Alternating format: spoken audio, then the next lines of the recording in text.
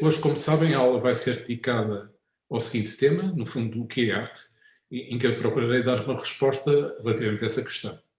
É evidente que a arte é uma vertente da cultura humana, é uma vertente da atividade cultural e, como tal, não podemos encontrar o mesmo tipo de definição, ou seja, o mesmo tipo de caracterização em relação à arte do que nós encontramos, por exemplo, em relação a objetos naturais, como seja, por exemplo, dizer qual é a fórmula química da água. Não é esse tipo de definições, que são definições rígidas e que são rígidas, não tem aqui nada de pejorativo, mas a definição da água é, por exemplo, um exemplo típico de uma definição rígida, na medida em que é verdadeira em todos os mundos possíveis, o que significa que será sempre verdadeira no futuro e no passado e no presente.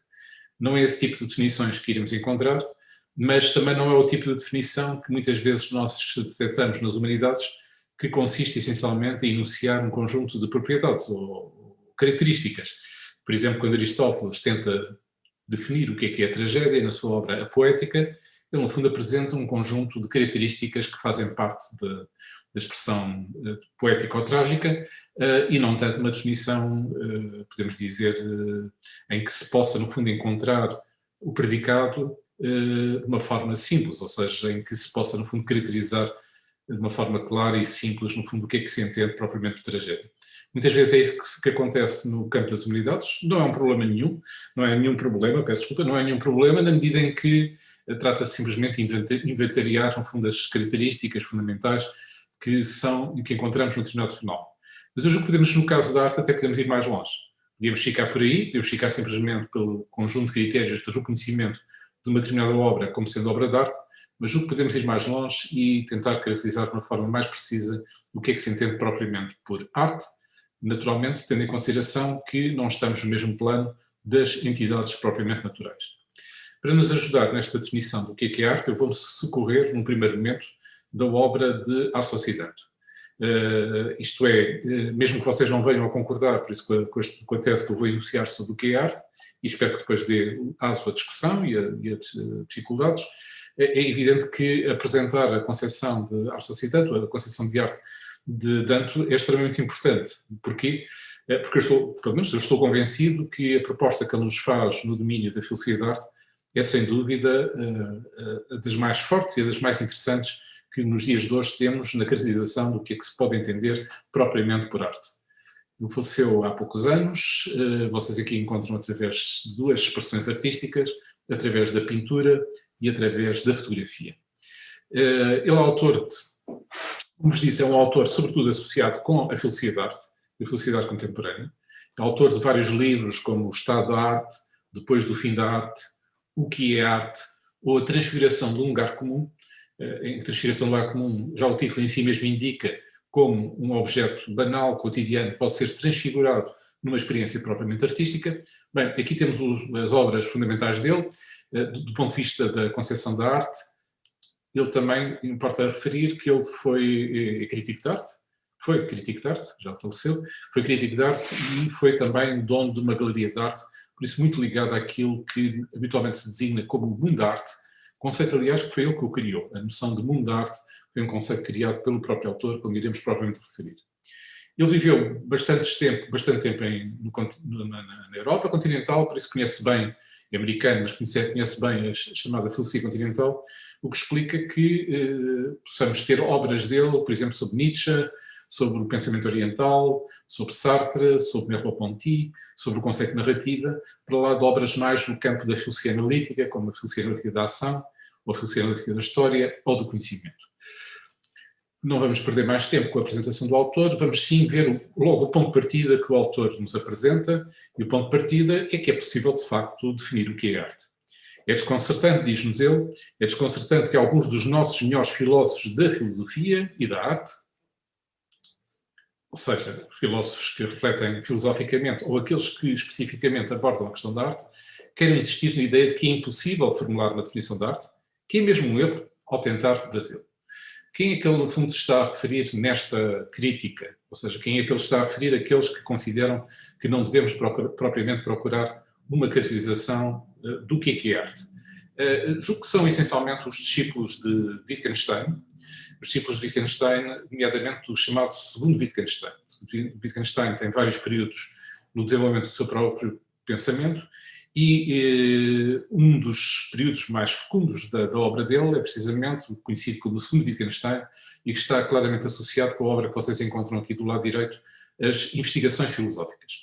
E nessa obra ele não aborda propriamente questões sobre o problema da arte, não tem outros cursos, se estiverem interessados, existem cursos dele sobre estética e arte, mas nesta obra ele define uma questão de princípio que pode ser elaborado, do seguinte modo. Todos os conceitos que nós utilizamos, independentemente de serem conceitos até de ciências naturais, exatas ou das humanidades, são conceitos nos quais importa sobretudo encontrar aquilo que ele designa semelhanças de família do que propriamente procurar uma essência definida e delimitada. Por isso este é o princípio geral que ele formula, o que naturalmente põe em questão, em causa, eventuais caracterizações da arte em termos do que é arte.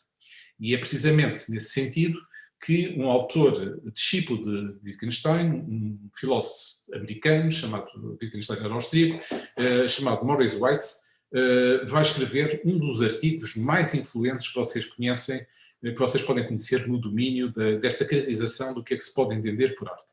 Trata-se, no fundo, do papel da teoria em estética, que foi publicado em 1956. E, nesse artigo, ele tenta, sobretudo, desenvolver, a partir da questão da arte, a concepção, há pouco vista, de que, sobre os conceitos, o melhor que podemos encontrar são semelhanças daquilo que Wittgenstein designava como semelhanças de família.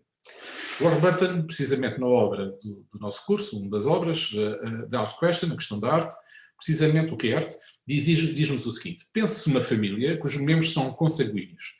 Um dos irmãos pode partilhar o temperamento do pai e a cor dos olhos e do cabelo. Outro irmão pode ser parecido com a mãe em termos da cor do cabelo, mas não ter a mesma cor dos olhos. Um terceiro pode ter o sorriso da mãe, mas os olhos do avô.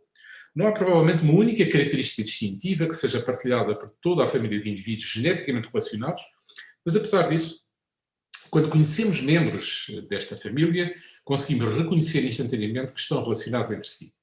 O que nos permite fazê-lo é um padrão de semelhanças que se cruzam e sobrepõem entre si. Esta é a base da noção de Wittgenstein das semelhanças de família. E aqui do vosso lado direito, vocês encontram 4 fotografias, uma delas está a Wittgenstein e do seu lado direito estão, por isso, as suas irmãs, e naturalmente podíamos fazer aqui um jogo que não vamos fazer, no fundo encontrar os pontos de semelhança entre Ludwig Wittgenstein e as suas irmãs, nos olhos, no nariz, etc., onde certamente encontraríamos pontos de similitude e pontos propriamente de diferença, mas que nos permitiria afirmar que pertencem a uma mesma família.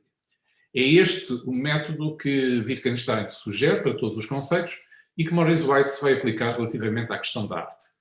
Nomeadamente, ele vai dizer-nos o que está em causa numa teoria da arte, não é uma análise factual de propriedades necessárias e suficientes, mas uma decisão acerca de saber se a obra em análise é similar em determinados aspectos a outras obras e se, em consequência, justifica a extensão do conceito para abranger este novo caso.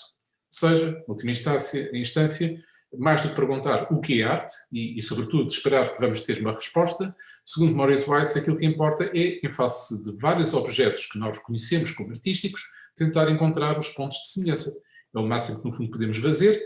Não deixa de ser algo de importante, ou seja, tentar encontrar as semelhanças que podemos encontrar tanto do ponto de vista da obra de arte, como também em relação às diferentes formas de expressão artística, como, por exemplo, a literatura, o cinema, a música e assim por diante, ou seja, mais do que perguntar o que é música, mais do que perguntar o que é literatura, porque se perguntarmos apenas encontramos o quê? Encontramos semelhanças de família e por isso é aquilo que devemos fazer, ou seja, encontrar, no fundo, similitudes, semelhanças e nunca estar a pensar que vamos, no fundo, fechar um conceito.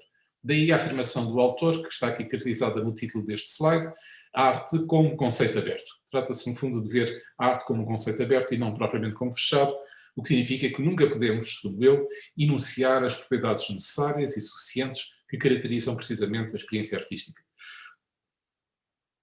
Um dos argumentos que ele apresenta, e acho que é um argumento relativamente forte, é que nós nunca podemos saber o que é que o futuro nos reserva no domínio propriamente artístico. Por exemplo, em relação à água, eu acho que a água nunca deixará de ser H2O, porque se eventualmente a água que nós conhecemos passar a ser com outra composição química, bem, já não será água, será outra coisa, se a água elevado ao quadrado, mas não será propriamente a água como nós conhecemos. O mesmo não se pode dizer, diz-nos o autor, relativamente à questão da arte, porque na questão da arte nós podemos sempre descobrir vertentes ou dimensões propriamente novas na caracterização daquilo que é propriamente uma experiência propriamente artística.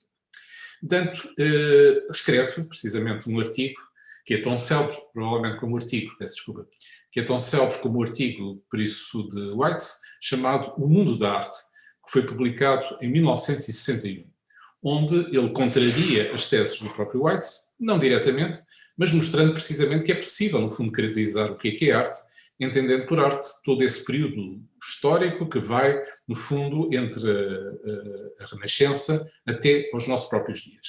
E para esse efeito ele centra-se na questão da pintura, eventualmente podemos depois naturalmente discutir como é que se pode ver a mesma questão em termos de outras formas artísticas, e faz, num primeiro momento neste artigo, uma breve história da arte, como está aqui indicado, muito sumária, simplesmente para chegar à tese ou ao ponto que ele, sobretudo, quer sublinhar e vingar, ou seja, como é que nós devemos entender, no fundo, a experiência artística, como é que nós devemos compreender o que é se entende por um objeto de arte.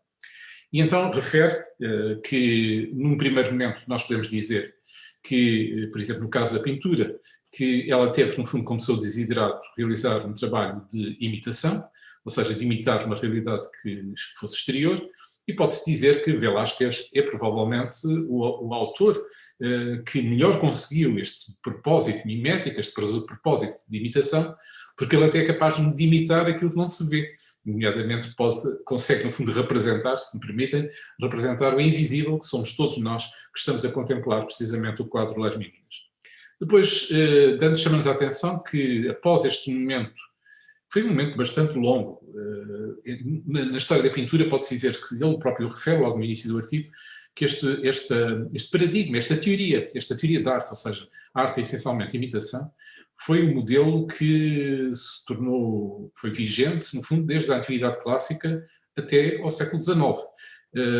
E por isso foi um modelo extremamente dominante até ao surgimento da fotografia. A partir do momento em que surge a fotografia, naturalmente os artistas deixam propriamente de terem encomendas, tarefas, sobretudo em termos de realizar representações muito fidedignas de quem os contratou, e podem, no fundo, expressar a sua liberdade, a liberdade precisamente propriamente pictórica.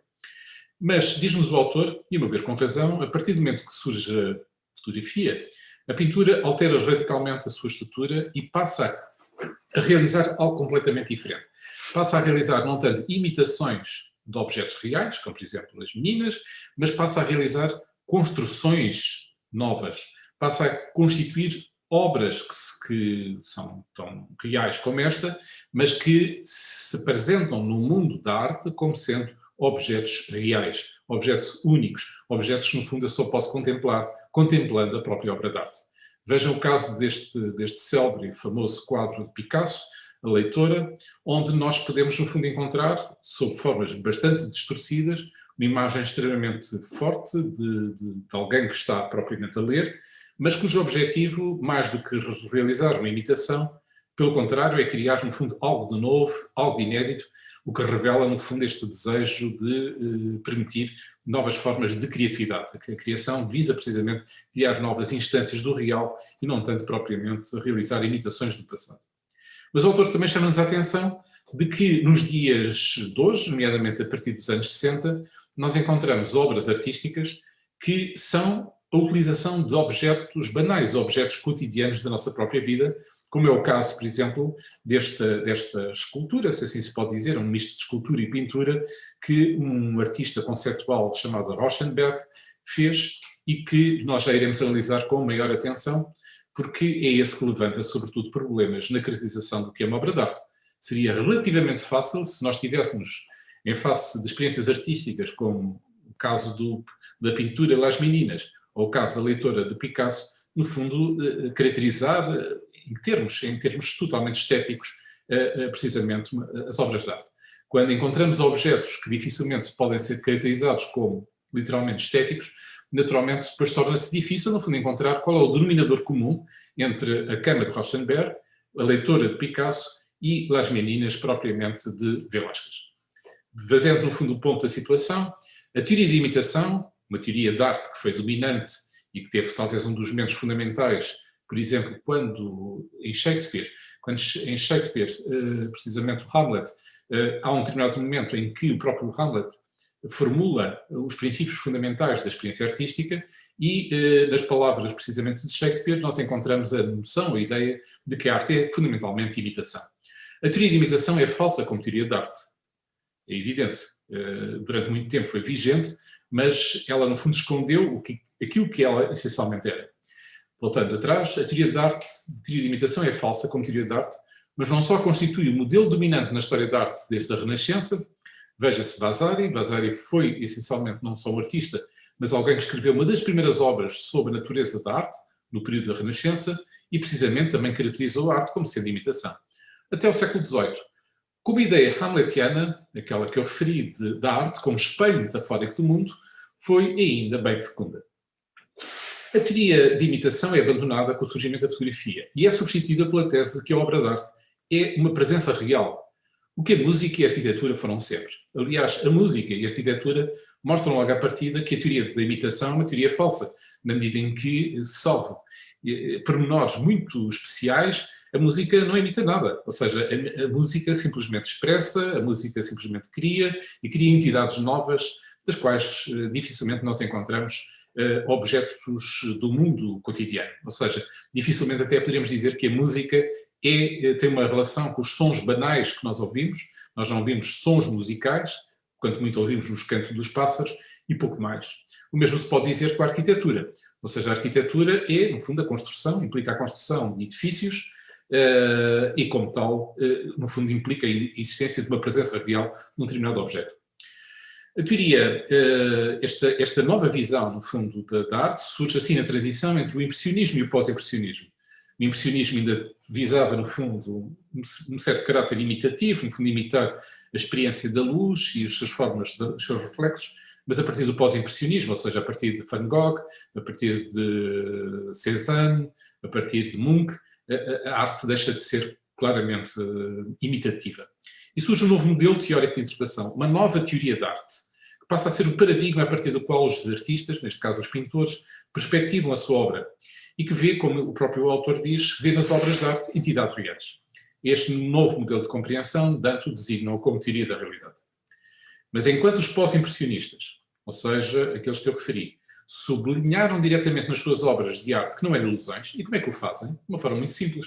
Vejam, por exemplo, a leitura de Picasso. Dificilmente, através das formas como Picasso apresenta a leitora, dificilmente alguém pode dizer que ele está a procurar uma ilusão, ou seja, uma imitação de alguém. Não eram ilusões, ou seja, eram objetos reais. Desde os anos 60 começaram a surgir obras que eram, logo numa primeira análise, indiscerníveis dos objetos reais da vida cotidiana. E agora vai-nos apresentar dois exemplos. Nós já vamos ver imagens desses exemplos. Aliás, já vimos um bocadinho uma pequena imagem precisamente de Rauschenberg, da cama. Do que se espera que não sejam involuntárias notas de rodapé a Platão, eu já explico o que isto quer dizer. Dois dos nossos pioneiros, artistas conceptuais, Robert Rauschenberg e Klaus Oldenburg, fizeram camas genuínas. Porquê é que são involuntárias notas de rodapé? Quem leu A República de Platão sabe que no último livro, onde Platão discute a tese da arte como imitação, ele diz que os carpinteiros têm muito mais valor do que os artistas, na medida em que o carpinteiro ainda constrói algo de real, enquanto os artistas estão simplesmente preocupados em criar imitações. E só que, no caso específico, isto que está a ser analisado, Rauschenberg e Oldenburg fazem camas, ou seja, os seus objetos de arte são camas genuínas. A cama de Rauschenberg está suspensa numa parede e foram-lhe aplicadas umas pinceladas com tinta das paredes. A cama de Oldenburg é romboide, mas estreita de um lado do que do outro, mais estreita de um lado do que do outro, com aquilo que poderíamos chamar uma perspectiva integrada. É ideal para quartos pequenos. Como camas, são vendidas a preços invulgarmente inflacionados, mas pode servir em qualquer delas. Rauschenberg expressou o seu receio que alguém pudesse trepar para a sua cama e adormecer. Imaginemos agora um tal testa dura. E o que é um testa dura? É um filisteu direto e rude. O que é um filisteu? O filisteu são aquele tipo, foi uma expressão que foi sobretudo divulgada por Matthew Arnold na obra Cultura e Anarquia, são aquelas pessoas que não gostam de arte. Um filisteu direto e rude, pessoas sem imaginação, podemos dizer assim, que não sabe que estes objetos são arte e que os toma pela realidade pura e simples. vejamos os objetos. Aqui vocês veem a cama de Rauschenberg. Como disse, como foi referido, ela está, por isso, como podem ver até aqui na imagem da direita, está presa numa parede, e como é referido, o próprio pintor e artista, escultor, isto no fundo é uma escultura, pintura, tinha receio que as pessoas trepassem por esta cama e se deitassem e entrassem pelos lençóis e aqui adormecessem. A Cama de Oldenburgo é uma cama que se situa numa obra mais vasta, num quarto de hotel. Reparem que tudo isto é construído pelo próprio artista. Reparem que, no primeiro momento, podemos pensar, bem, isto é simplesmente um ready-made. Não é, ele teve todo o cuidado de estar a fazer os diferentes objetos que constituem um típico quarto de hotel americano, diga-se sem grande interesse propriamente estético, mas vemos, por exemplo, através destes pertence espelho, que não está propriamente perante ready-mades, foi algo que ele fez propriamente de raiz, mas com o objetivo, no fundo, de tornar indiscernível aquilo que as pessoas estavam a ver de um quarto típico americano. O único ponto, de facto, de diferença que imediatamente nos chamaria a atenção, que não era propriamente indiscernível, seria eventualmente este espelho, quase como se fosse uma espécie de nota a chamar a atenção. Bem, isto, no fundo, é uma obra de arte. O testa-dura, pessoa sem imaginação, atribui as pinceladas da cama de Rauschenberg ao desmazelo do proprietário. E à simetria da cama de Oldenburgo, a inépcia do carpinteiro ou talvez à extravagância de quem encomendou. Seriam erros, mas de uma espécie bastante singular, não muito diferentes dos cometidos pelas aves perplexas que debicaram as uvas falsas de Zeuxis. Vou explicar o que isto é. Tal como este testa-dura, as aves confundiram a arte com a realidade.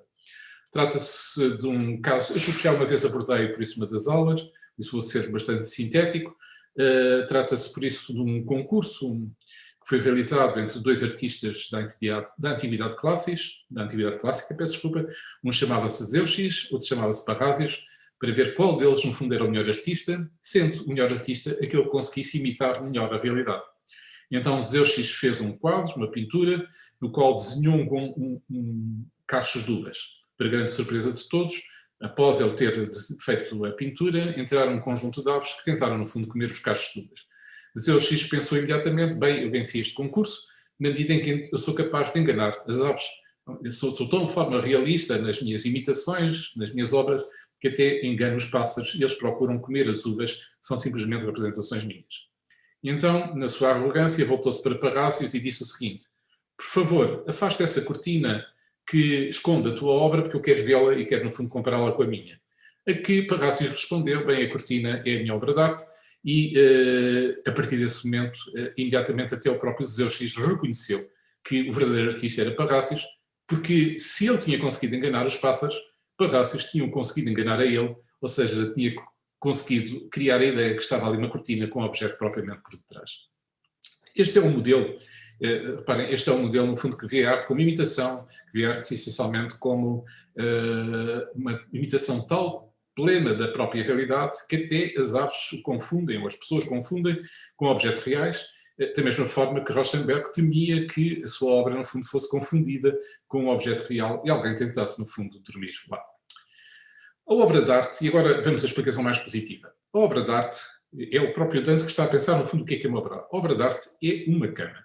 E é nesta afirmação, a obra de arte é uma cama, que nós podemos, no fundo, descobrir, na visão que Dante tem, a natureza da experiência artística. Este que requer clarificação mais do que tudo. Há um que figura preeminentemente em asserções acerca das obras de arte que não é o de identidade. Eu já vou mostrar através de exemplos o que é que está em jogo em todas estas afirmações. Que não é o de identidade, por isso quando afirmamos a obra de arte é uma cama, não estamos a dizer um juízo de identidade. Nem é o da predicação, ou seja, por exemplo, praticar a cama em relação à obra de arte. Não é o de existência, não é o de identificação, nem é um especial constituído com um fim filosófico em vista. Já vou ver exemplos de cada um destes momentos negativos, no fundo, de caracterização do que é uma obra de arte. Todavia, tem um uso comum, este quando falamos sobre obras de arte, e é rapidamente dominado pelas crianças. De certo modo, o que Dante nos está a dizer é que uma criança sabe muito bem o que é uma obra de arte, nós é que nos esquecemos o que é efetivamente uma obra de arte. É o sentido do de acordo com o qual a criança a quem se mostra um círculo e um triângulo e se pergunta qual é ele e qual é a irmã, aponta para o triângulo dizendo: este sou eu. Ou em resposta a uma pergunta minha, a pessoa que está ao meu lado aponta para um homem vestido de púrpura, numa sala de teatros, uma peça de Shakespeare, e diz: aquele é Lear. Ou numa galeria de arte, para elucidar quem me acompanha, eu aponto para uma mancha num quadro que temos à nossa frente e digo, esta mancha branca é Ícaro. Vejamos agora o quadro conceptual, precisamente na caracterização do que é uma obra de arte, e então a primeira coisa que eles dizem é que este é, quando dizemos que algo é uma obra de arte, não é o é de identidade. Por exemplo, se disséssemos o triângulo é o triângulo. Este é está a funcionar em termos de estabelecer uma identidade. Não é o é da predicação. Por exemplo, quando dizemos o ser humano é um ser racional, este é está a funcionar como um ato de predicação. Mas não é o caso quando nós dizemos que algo é uma obra de arte. Não é o é de existência. Por exemplo, quando dizemos que a Maria existe, ou seja, a Maria é. Não é o é de identificação. Ou seja, não é o é de quando dizemos o meu nome é Carlos João ou o meu nome é Maria. Não é o é da especulação filosófica. Ou seja, quando, por exemplo, se reflete filosoficamente e diz o ser é e não pode ser nada. E então vem a conclusão, ou seja, aquilo que o autor pensa da natureza deste é quando afirmamos que algo é uma obra de arte. O que é que está a acontecer? Segundo o autor, é o é do como se. Exemplo, aponto para um triângulo e digo isto sou eu, e aponto para um quadrado e digo isto és tu. Esta é a natureza deste é que temos propriamente de descortinar e de perceber o que é que está aqui em causa. Eu diria que, dentro da minha interpretação, é uma forma singular do quarto momento, ou seja, do é de identificação. Não é uma identificação simples, quando, por exemplo, alguém, no fundo, apresenta-se a si próprio e diz o nome, mas é essencialmente um tipo figurado, um tipo de como-se de identificação artística, e não é por acaso, o próprio autor, mais tarde, no seu texto, fala mesmo em identificação artística, por isso é um certo tipo de identificação que está em causa quando afirmamos que algo é essencialmente uma obra de arte. Vejam o exemplo que ele deu. Ele, a propósito de uma pintura, diz que eu posso apontar para uma mancha, eu estou aqui a apontar, não sei se estão a ver o movimento do rato, e dizer estas são as pernas de Ícaro. E com efeito, trata-se do célebre quadro de Peter Bruegel, a pintura Paisagem com a queda de Ícaro, em que se imagina Ícaro foi aquele que caiu dos céus, quando as suas asas de cera se derreteram com o sol, com a luz do sol, e caiu propriamente no mar. Por isso, eu posso apontar para cada um destes elementos e dizer o que é que ele representa. Por exemplo, posso dizer que isto é um navio. Isto é um navio. É evidente que isto não é um navio, mas eu estou a representar como se fosse um navio. É como se fosse um navio. Repara, aqui é isso. Aqui está um lavrador. Isto é um lavrador. Bem, isto não é um lavrador. Isto não é um ser existente, real. Isto é simplesmente a representação pictórica de um lavrador. Lembrem-se daquela pintura que nós vimos, precisamente, de Magritte, que é uma pintura extremamente importante na história da arte e sobre o mundo da arte, quando essa pintura, Traição das Imagens, intitulado, a Traição das Imagens, é o título do quadro, em que se apresenta um cachimbo e o título Isto não é um cachimbo. Mas pode-se dizer, como foi referido ainda há pouco, as crianças, mais do que nós, adultos, percebemos imediatamente o que está em causa na experiência artística. E a melhor forma de o caracterizar, penso eu, não é um exemplo do autor, mas é um exemplo que eu estou a dar, é pegar uma célebre obra da nossa infância, O Príncipezinho, Le Petit Prince, do escritor francês Saint-Exupéry, em que nos é apresentada duas situações. Logo no início, o narrador, não o Príncipezinho, o narrador gostava imenso de desenhar. E um dia desenha o quê? Desenha precisamente um elefante que foi comido por uma cobra, uma jiboia. E este é o desenho que ele apresenta e mostra. No fundo, o seu objetivo é realizar isto, mas quando os adultos veem propriamente o desenho ou a pintura do narrador, vão dizer isto é um chapéu, e quando ele fala que não é chapéu nenhum e que está um determinado animal lá metido dentro, um elefante e uma jiboia, até começam a desconfiar da sanidade mental do próprio miúdo. Muitos anos mais tarde, quando ele já é adulto e quando está a viajar propriamente no avião, tem um acidente, de algum modo a ter uma certa previsão daquilo que aconteceu ao próprio Saint-Exupéry, que morreu, ele era aviador, e teve um acidente, estava no deserto, no Sahara, a consertar o seu avião, e é aí que aparece o Príncipezinho. E o Príncipezinho, a primeira coisa que lhe diz é precisamente desenha uma ovelha. Ele era desenhador e depois quando começaram propriamente a comunicar uns com o outro, então eles resolvem efetivamente desenhar e desenha esta ovelha que vocês encontram aqui do vosso lado esquerdo, e o Príncipezinho diz-lhe, bem, esta ovelha é muito triste. Então ele desenha este animal e ele diz, mas isto é um bode, não é propriamente uma ovelha. Até que desenha propriamente este aqui e o Príncipezinho diz, esta ovelha está muito velha, por favor, desenhe uma ovelha como deve ser. E então o que é que o narrador faz, já irritado com essa situação, faz uma caixa e diz-lhe o seguinte, a ovelha que tu queres está dentro desta caixa. E a partir desse momento o príncipezinho fica encantado porque descobriu precisamente a sua ovelha, desculpa, a sua ovelha que é, no fundo, a ovelha da imaginação. Quem não tiver imaginação testa dura e nunca compreenderá a natureza da arte. Não é que isso seja um mal em si, mas, a meu ver, se tiver mal é precisamente que perde uma dimensão da experiência humana que é fundamental e decisiva. Para explicitar a sua tese, Arsacidano imagina uma determinada situação. Imagina que nós estamos num determinado museu da ciência, onde é solicitado a dois artistas que tentem, no fundo, formular esteticamente duas leis fundamentais da física de Newton. E que leis são estas? É a primeira e a terceira lei de Newton, que muitos de vocês certamente saberão. Uma tem a ver, no fundo, com a inércia do movimento. Todo o corpo continua em seu estado de repouso ou de movimento, uniforme, em uma linha reta, a menos que seja forçado a mudar aquele estado por forças aplicadas a ele. A terceira lei de Newton é a toda ação está sempre uma reação, a toda ação há sempre uma reação oposta e de igual intensidade. São leis muito diferentes, são leis, no fundo, sobre os corpos, sobre a relação dinâmica dos corpos, mas são leis muito diferentes. E vamos imaginar que esta biblioteca contrata dois artistas. E no dia em que os quadros são apresentados, o artista A, aquele que ia, no fundo, apresentar a primeira lei, apresenta esta obra aqui.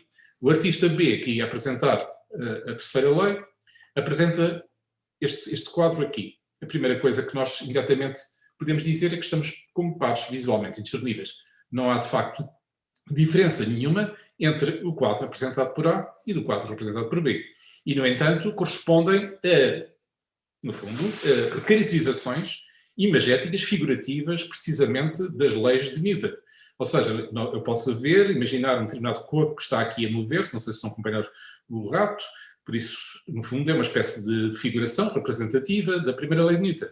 Ou posso ver a terceira lei de Newton, imaginando, no fundo, um corpo e outro corpo que reagem um sobre o outro e que, no fundo, esta linha corresponde a esse ponto de encontro de duas massas corporais. Ora, o que é que podemos dizer? Podemos dizer que, em face de uma representação visível, como é o caso da pintura, e na pintura nós temos representações visíveis, provavelmente a identidade ou a natureza de uma obra de arte não se dá por aquilo que se vê, mas por aquilo que se subentende ou se interpreta no interior daquilo que se vê.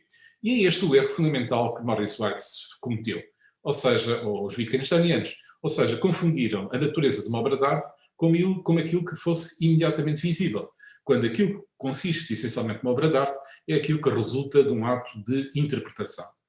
E diz-nos o autor, há com certeza identificações sem sentido. Julgo que nenhuma pessoa sensata leria a horizontal como Love's Labour's Lost, que é uma comédia bastante célebre de Shakespeare, ou como A Ascensão de Santo Erasmus, que é uma pintura no qual se representa este mártir cristão a ascender aos céus. É evidente que seria ridículo, não teria sentido se alguém dissesse, bem, esta linha corresponde à comédia de Shakespeare, ou esta linha corresponde precisamente a uma determinada pintura em que se vê um mártir cristão a ascender aos céus. Mas esta linha pode ter significação, por exemplo, se eu vir o movimento inercial de um corpo, ou vir como duas massas que se encontram, ou ainda outras significações que nós vamos propriamente detectar. Com efeito, poderíamos entrar num mundo muito poético, identificando a área superior com um céu limpo. E agora nós podemos ver esta imagem e ver aqui um céu limpo, sem nuvens, refletido na superfície das águas, que seria a área embaixo, ou esta aqui. Uma brancura separada de outra brancura apenas pela fronteira irreal do horizonte que se encontra propriamente aqui. Nesta altura, o nosso testador, ou seja, a pessoa sem imaginação, que seguiu a discussão com alguma dificuldade, protesta, afirmando que apenas vê tinta, um retângulo pintado de branco atravessado por uma linha preta. E tem toda a razão. Ele apenas vê isto. Ele e qualquer pessoa, incluindo nós, os teóricos da estética. Portanto, ele nos pedir para lhe mostrarmos que há mais para ver, para lhe demonstrarmos apontando que isto é uma obra de arte, mar e céu, não podemos aqui encher, porque ele não ignorou nenhum elemento. E seria absurdo supor que tinha ignorado. Que haveria uma coisa minúscula para que pudéssemos apontar e que, examinando-a de perto, lhe permitisse dizer então é isso, afinal sempre é uma obra de arte. Não podemos ajudá-lo, enquanto ele não dominar o da identificação artística, que lhe permite constituir o retângulo como sendo uma obra de arte. Se não for capaz de o fazer, nunca será capaz de olhar para as obras de arte. Vejamos um outro exemplo que vai dentro da mesma linha daquele que vimos até agora. É um exemplo que nos é apresentado, naturalmente, portanto, mas que é apresentado aqui pelo texto de Warburton. O texto de Dante era bastante longo e por isso pareceu-me mais adequado apresentar o próprio texto do Warburton a caracterizar a experiência de pensamento de Dante. Dante inicia uma das suas obras, A Transfiguração de um Lugar Comum, com uma experiência mental que caberia perfeitamente numa história de Jorge Luís Borges. É-nos dito para imaginarmos uma exposição de pinturas visualmente indiscerníveis, cada uma das quais consistindo num quadrado, de tinta vermelha. Apesar de serem visualmente indiscerníveis, diferentes pinturas versam sobre temas diferentes.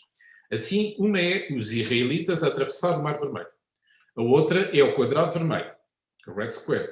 Outra ainda, pintada por um amargurado discípulo de Matisse, é a toalha de mesa vermelha e assim por diante. Como Dante observa, o catálogo desta exposição seria monótono, em vários sentidos, bem aborrecido, diga-se, uma vez que tudo se parece com tudo, o resto, apesar das reproduções serem de pinturas que pertencem a géneros tão diversos como pinturas históricas, os israelitas a atravessar o Mar Vermelho, retratos psicológicos, por exemplo, a toalha de mesa de Matisse, paisagens, abstração geométrica, arte religiosa e natureza morta. As pinturas imaginárias de Dante são pinturas diferentes, apesar de visualmente indiscerníveis, ou seja, nós vemos aquilo que vemos, é exatamente a mesma coisa, mas através da interpretação podemos compreender que podemos estar em objetos diferentes. E assim o Warburton conclui, e vou ver bem, e Dante tem certamente razão, quando afirma que objetos visualmente indiscerníveis podem todavia possuir diferentes propriedades artísticas. Vejamos os três quadrados, vamos imaginar que isto era os israelitas a atravessar o Mar Vermelho. Aliás, isto correspondeu a uma história que é contada por Kierkegaard na sua obra sobre estética, em que ele refere que um determinado pintor dinamarquês precisamente apresenta um quadrado vermelho como forma de exemplificar uma cena bíblica em que os hebreus estão a atravessar o Mar Vermelho. E quando as pessoas lhe perguntam o significado, ele diz o seguinte: os hebreus já atravessaram, os egípcios afogaram-se no mar, e aquilo que se encontra essencialmente é o próprio Mar Vermelho. Mas podíamos ver, por exemplo, o Red Square, ou podíamos ver a toalha de mesa propriamente Matisse. Isso dependeria do modo como interpretaríamos precisamente as diferentes obras. Se é assim, então uma obra de arte é essencialmente uma significação incorporada, ou seja, uma significação tornada sensível, tornada visível, como aliás se deixa transcrever uma das obras do autor, que ainda não tinha referido, precisamente intitulada Embodied Meanings, ou seja, arte. São, sobretudo, significações incorporadas. Vejam até o caso, por exemplo, de um quadrado vermelho. Podia ser pensar, bem, isto é pura brincadeira de filósofo, mas existe efetivamente, não é só o caso referido por Kierkegaard, existe mesmo um quadro que é simplesmente um quadrado vermelho e que tem, aliás, um título interessante, que é o título Red Square, que pode ter duas significações distintas. Pode ser simplesmente o ato de ser um quadrado vermelho, por isso um objeto geométrico, mas nós também podemos ver a Praça Vermelha, que também será referida através da Red Square, por isso uma das praças de Moscovo mais célebres. Penso que já é evidente para todos que para este autor, para Dante, o decisivo numa obra de arte é a interpretação. E a interpretação não é simplesmente o intérprete, por exemplo, alguém que executa uma determinada música. A interpretação é, para ele, o ato de constituição de uma obra como sendo uma obra de arte. Ou seja, é uma obra que é constituída como obra de arte e o gesto que faz isso é um gesto interpretativo, precisamente utilizando a chamada identificação artística. Como refere este autor, David Nuggets, comentando o pensamento de Dante na sua Companion to Aesthetics, interpretação, argumenta Dante, é essencial à existência da obra de arte. A interpretação é sempre constituída por uma atmosfera de teoria artística, um conhecimento da história da arte. E isto é fundamental porque, provavelmente, como é evidente, se nós voltando aqui atrás, se nós encontrássemos este quadro na época da Renascença, ninguém classificaria isto como sendo uma obra de arte. Seria considerado um disparate perfeito. Nós vivemos numa determinada época em que já tem sentido interpretar precisamente estas obras como sendo propriamente obras de arte. Obras de arte, na visão de Dante, são representações que requerem interpretação. Diferem, contudo, das notícias do jornal, que são também representações que requerem interpretação, na medida em que a obra de arte é, no essencial, autorreferencial. O que é que isto significa? No sentido que expressa algo sobre o seu conteúdo. Vejamos no exemplo atrás, peço desculpa, no exemplo atrás, por exemplo, no Red Square de Kazimir Malevich, ele não diz simplesmente que é um quadrado vermelho, ele exemplifica o quadrado vermelho, ele apresenta, e essa exemplificação expressa aquilo que ele quer, essencialmente, dizer. Diz-nos Danto, na obra O que é arte, que foi a última obra que ele publicou, e é precisamente uma obra que tem como título O que a arte é. Não é uma interrogação, é o que a arte é. Ou seja, é precisamente tentar caracterizar. Nós inferimos significações ou apreendemos significações, mas estas últimas não são de forma alguma materiais. De facto, a significação ou a informação não é do domínio material. Então pensei que, contrariamente aos enunciados com sujeitos e predicados, as significações são encarnadas no objeto que os possui. Então afirmei que as obras de arte são sentidos incorporados. A mesma ideia, a mesma noção é-nos oferecida por um dos grandes nomes da música pop, da música popular, nomeadamente naqueles anos, dos anos 60, Frank Zappa, não sei se o nome vos diz alguma coisa, que teve um dia fez esta afirmação que eu sempre achei extremamente interessante. Aquilo que é mais importante na arte é a moldura. Para a pintura, literalmente. Para as outras artes, figurativamente. Porque sem este instrumento, podemos assim dizer, humilde, que é a moldura, nunca podemos saber onde a arte para e o mundo real começa. É preciso pôr uma caixa em volta, porque senão, o que é esse N, asterisco, asterisco, asterisco, por diante, na parede? E eu dei este exemplo, enfim, diga-se que é um pouco mordaz.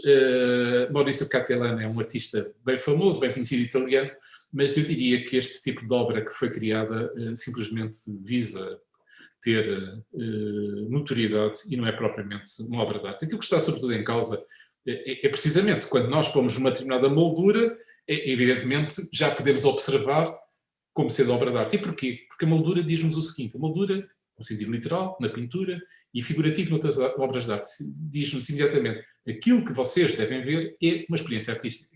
E então isto refere-se àquilo que nós vimos logo na primeira aula deste curso.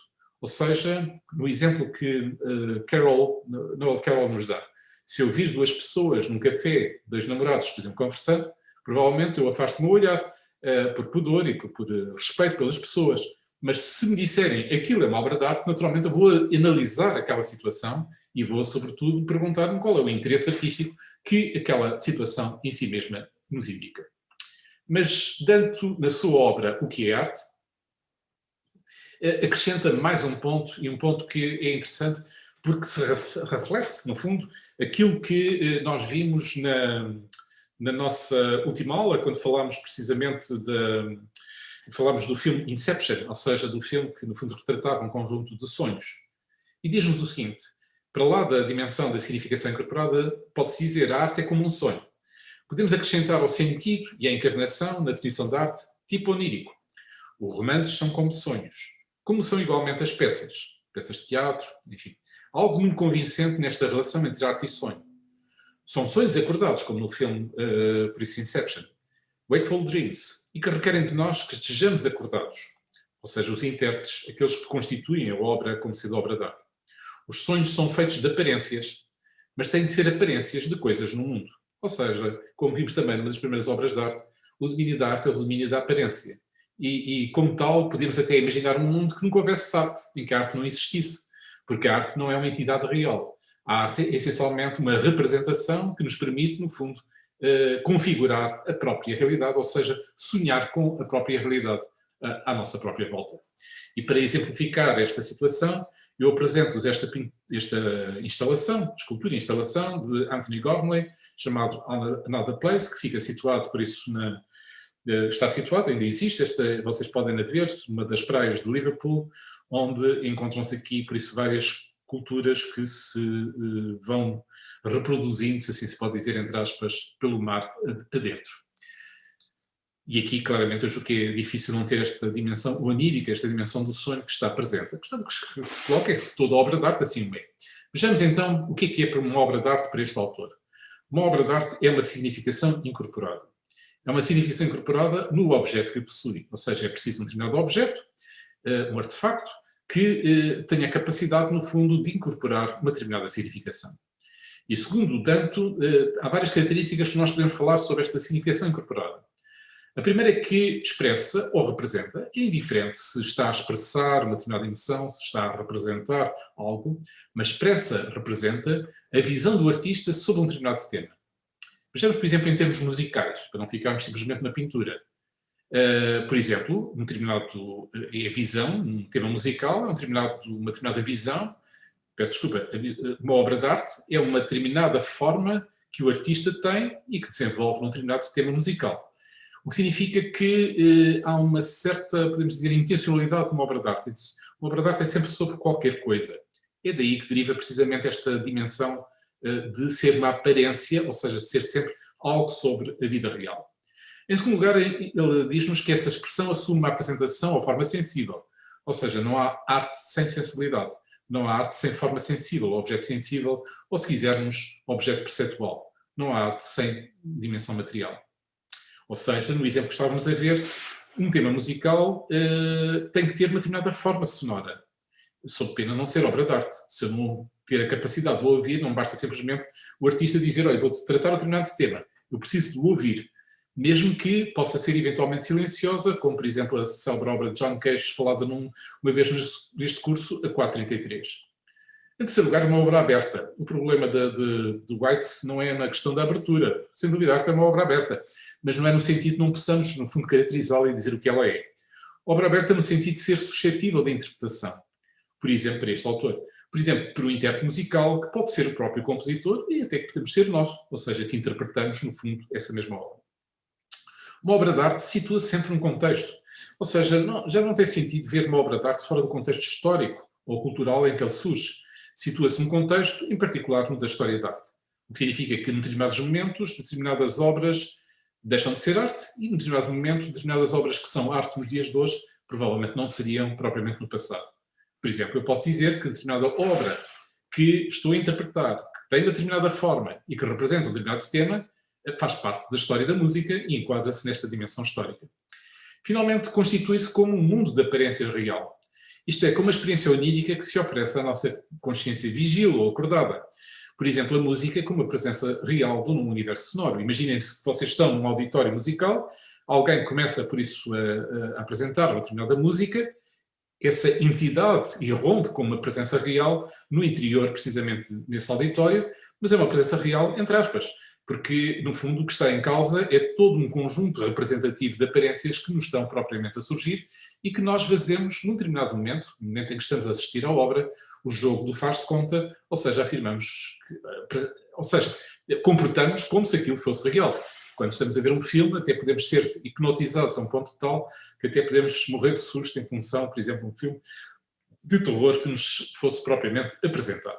Logo, se a concepção que Dante for verdadeira, então certas obras de arte que irritam tantas pessoas, e por boas razões, porque é de facto um pouco irritante, estas obras passam a ter sentido. E têm tanto sentido como todas as outras obras que nós conhecemos na história da arte. Quando temos uma obra como esta, tu também podias fazer isto, que no fundo é uma brincadeira sobre muitas reações que as pessoas têm face de obras de arte contemporâneas, tu também poderias pintar isto, ou alguém que se volta para o filho e diz, uma criança, e diz, tu também podias fazer isto, bem, então o que é que nós podemos dizer? Bem, temos aqui um tema, que é o mundo da arte, temos aqui uma determinada forma, que é este caso da pintura, temos aqui uma determinada interpretação, que é no fundo a interpretação que nós fazemos do que é que está aqui em causa, e tudo isto se inscreve dentro de um contexto artístico, que é precisamente o contexto do mundo em que vivemos, do mundo da arte atual, em que todo este conjunto de situações em si mesmo acontece. Esta obra de arte é da artista Sarah Maple, mas que eu também lhe dei um nome alternativo, ou seja, uma criança, como vocês encontram aqui.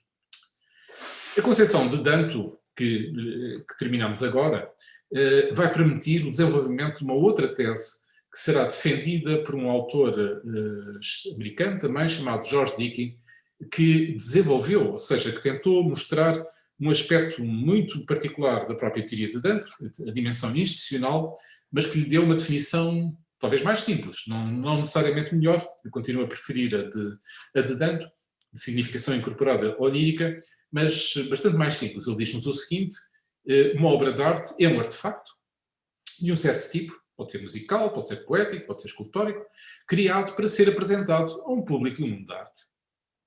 Esta é uma definição muito rigorosa e dificilmente alguém é capaz de mostrar contradições no interior desta mesma definição.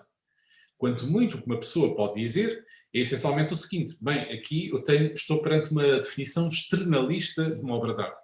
Eu não estou nada preocupado com a natureza estética da obra de arte, não estou nada preocupado com propriedades intrínsecas da obra de arte, estou simplesmente a fazer um trabalho de catalogação, Aquilo que for apresentado num museu, por exemplo, que é um local onde as pessoas apresentam obras artísticas, aquilo que for apresentado a um público do mundo da arte no museu, como um artefacto, será uma obra de arte.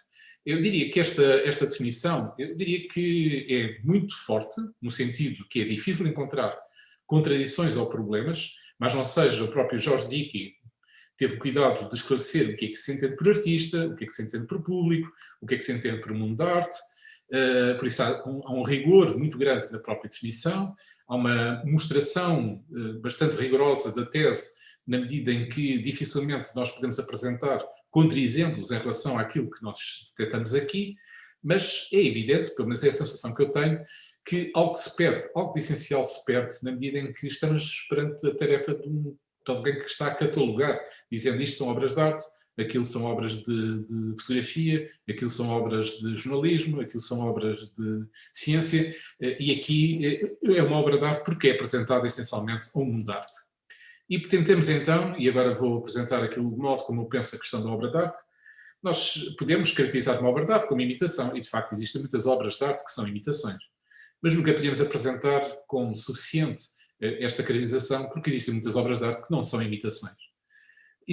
Todas as obras de arte têm uma reação afetiva, têm uma dimensão expressiva, mas eu não posso esgotar precisamente a dimensão artística nas reações afetivas que posso ter em face dela. A obra de arte pode ser muito mais do que isso. Se ficássemos simplesmente pela pura reação afetiva, dificilmente poderíamos dizer que estaríamos em face de uma obra de arte.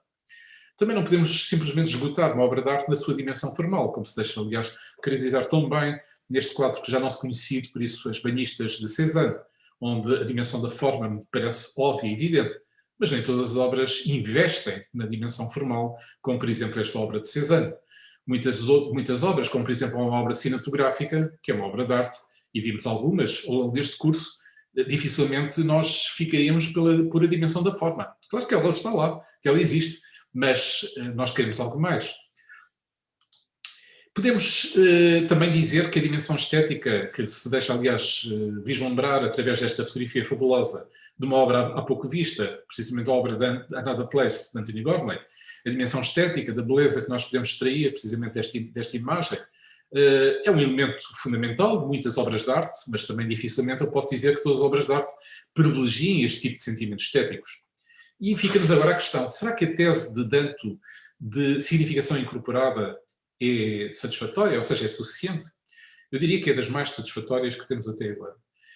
Nomeadamente, permite-nos compreender obras como esta, que já nossa conhecida, Uma e Três Cadeiras, na medida em que aqui vemos uma obra de arte conceitual em que aparece um determinado objeto, aparece uma determinada fotografia e aparece uma determinada definição de cadeira.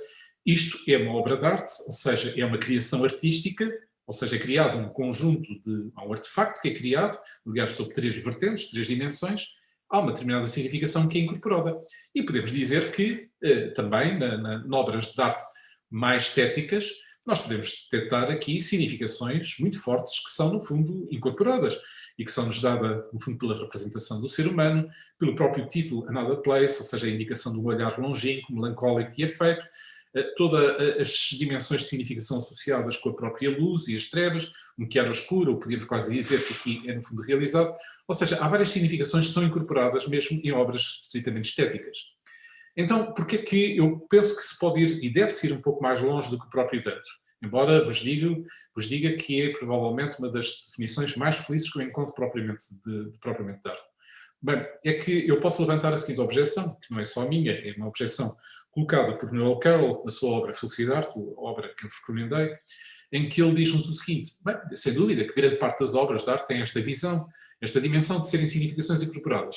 Mas há outras obras que não o são. Por exemplo, se eu for ver um conjunto de mosaicos romanos, alguns destes mosaicos romanos podem ter, de facto, uma significação incorporada. E eu, no fundo, estar a discutir com alguém sobre os sentidos que estão ali presentes. Mas, noutros casos, diz Noel Carroll, é simplesmente um jogo estético de formas que está em causa e não existe nenhuma significação pretendida.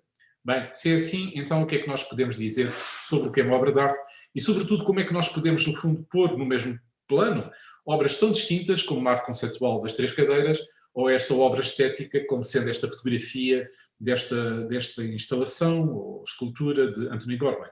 Aqui estou a tratar da dimensão estritamente estética da fotografia.